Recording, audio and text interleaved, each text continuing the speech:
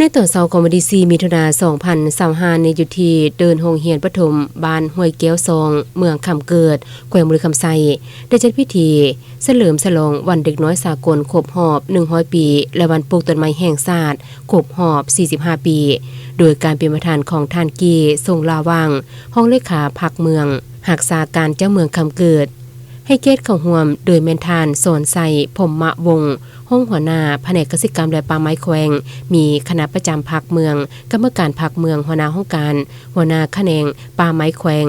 กองกฎกาป่าไม้แขวงกองป่าสงวนแขวง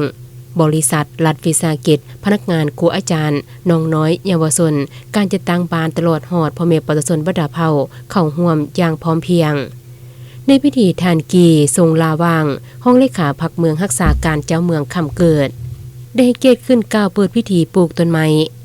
ในมื้อนี้เป็นขีดหมายสำคัญที่แสดงให้เห็นถึงความสามัคคีความเป็นจิตหนึ่งใจเดียวกันของทุกๆภาคส่วนทางภาครัฐบริษัทรัฐวิสาหกิจตลอดหอดประชาชนบัดดาเผา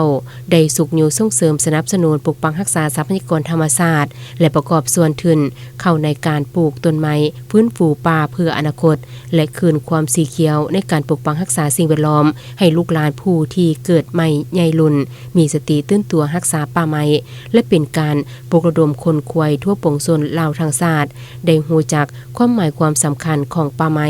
โดยเฉพาะอยู่เมืองคำเกิดกำลังเป็นเมืองอุตสาหกรรมการบริการการท่องเที่ยวที่ติดพันกับยุทธศาสตร์การปกปักรักษาและพัฒนาป่าไม้